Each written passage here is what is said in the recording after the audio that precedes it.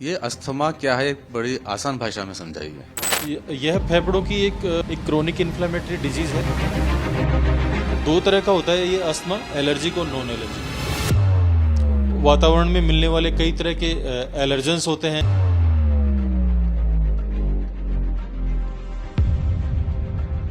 7 मई को विश्व अस्थमा दिवस है और मेरे साथ फोर्टिस हॉस्पिटल के डॉक्टर विनोद कुमार शर्मा है, जो पल्मोनरी मेडिसिन में कंसल्टेंट है। इनसे समझने की कोशिश करेंगे। डॉक्टर साहब, ये अस्थमा क्या है, एक बड़ी आसान भाषा में समझाइए।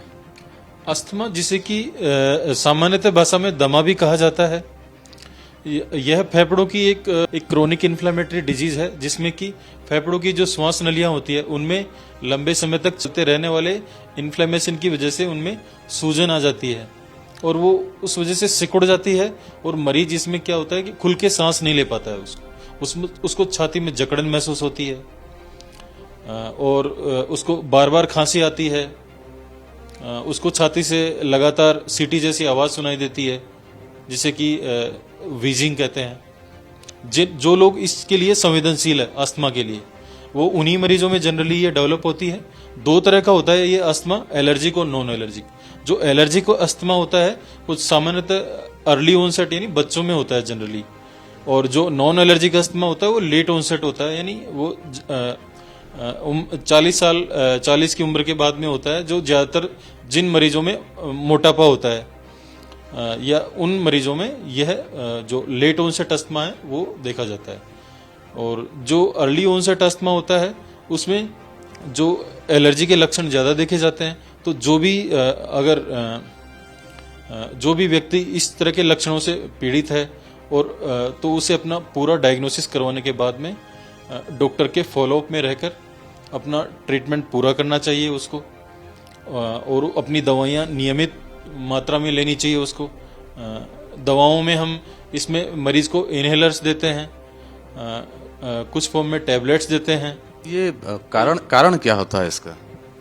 इसका कारण यह होता है कि वातावरण में मिलने वाले कई तरह के एलर्जेंस होते हैं, जैसे कि पोलेंस होते हैं, ठंडी हवा होती है, वर्क प्लेस पे मिलने वाले डिफरेंट तरीके के केमिकल्स होते हैं। कुछ मामलों में अस्थमा आनुवंशिक भी होता है, जिसमें माता पिता को अगर अस्थमा हो तो उनके बच्चों में अस्थमा होने की संभावना सामान्य लोगों की तुलना में ज्यादा होती है। इसका पूरी तरह क्यूरेबल है, पूरी तरह खत्म हो जाता है? क्योंकि कई बार सुना है कि बड़ी पुरानी बीमारी के मरीज होते हैं और बड़े परेशान होते हैं इसको लेकर।